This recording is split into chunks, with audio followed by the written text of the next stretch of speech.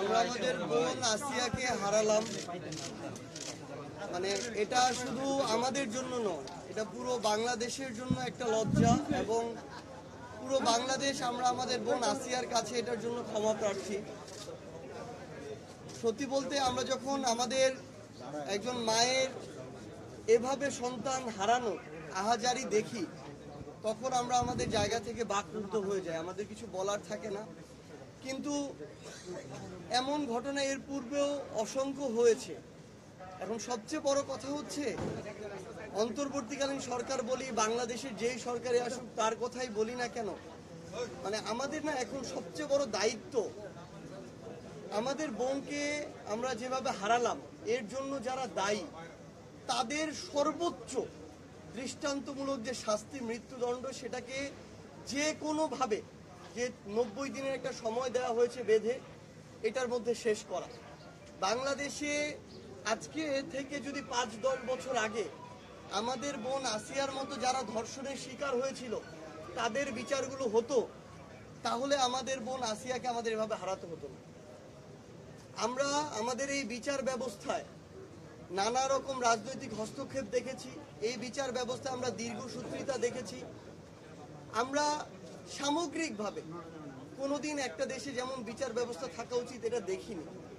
তো সেই জায়গা থেকে আমরা মনে করি যে এখন সময় হয়েছে সর্বোচ্চ দৃষ্টান্তমূলক মৃত্যুদণ্ড যে শাস্তি, এটা নিশ্চিত করা, এবং এর মধ্য দিয়ে আগামীর বাংলাদেশে যেন আমার আর কোনো বোনকে না হারাতে হয়, এটা আমাদের নিশ্চিত করতে হবে। এবং এটা যদি এবার আমরা না পারি তাহলে আমরা দিন শেষে ব্যর্থ হয়ে যাব, কিন্তু আমরা আর এই ব্যর্থটা হতে চাই না।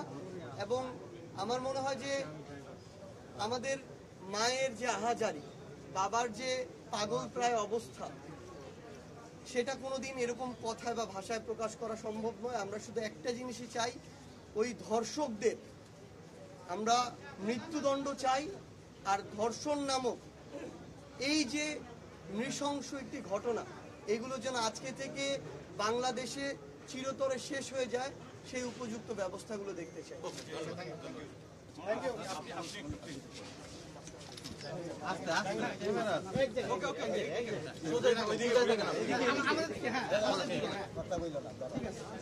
আজকের এই পরিস্থিতিতে আমরা বাকরুদ্ধ। আমরা নিপীড়িতা আসিয়ার পরিবারের পাশে এসে দাঁড়িয়েছি। তার মা বারবার মূর্ছা যাচ্ছে এবং হুঁশ ফেরার পরে একই কথা তার মায়ের মুখে উচ্চারিত হচ্ছে যে অপরাধীদের দ্রুত সময়ের বিচার যেন হয়। আমরা ইতিমধ্যে সরকারের একজন মাননীয় উপদেষ্টা মহোদয় এখানে উপস্থিত হয়েছেন। তিনি তার মাকে আশ্বস্ত করেছেন যে প্রয়োজনে আইন সংশোধন করে হলেও অতি স্বল্প সময়ের মধ্যে অপরাধীদের বিচার নিশ্চিত করা হবে। এখানে শুধু ধর্ষণ কাণ্ডই সংগঠিত হয়েছে তা নয়, বরং তার সঙ্গে যে নির্মমতা এবং পরিকল্পিতভাবে তাকে যে হত্যা করার যে কার্যক্রম, সেই হত্যার অপরাধও এখানে সংগঠিত হয়েছে। কাজেই এই জায়গাটায় আমাদের আবেগ তো এটাই ছিল যে ধর্ষিতা নিহত আমাদের বোন আসিয়ার তার দাফন হওয়ার আগেই এক্ষুনি ধর্ষকদের বিচার কার্য সম্পন্ন হওয়া, এটাই ছিল আমাদের আবেগ। কিন্তু এরপরেও আমরা আইনের যে বাধ্যবাধকতা রয়েছে সেই সময়টুকু আমরা সরকারকে দিতে চাই, এবং সরকারের পক্ষ থেকে ইতিমধ্যে যে আশ্বস্ত করা হয়েছে, প্রতিশ্রুতি দেওয়া হয়েছে যে আইন সংশোধন করে হলেও অতি দ্রুত সময়ের মধ্যে দৃষ্টান্তমূলক একটি বিচারের মাধ্যমে গোটা বাংলাদেশকে এই মেসেজ দেওয়া হবে যেন আগামী দিনে আর কোনো অপরাধী এই ধরনের অপরাধ করার দুঃসাহস না দেখায়, এবং আর কোনো আসিয়াকে যেন আমাদের হারাতে না।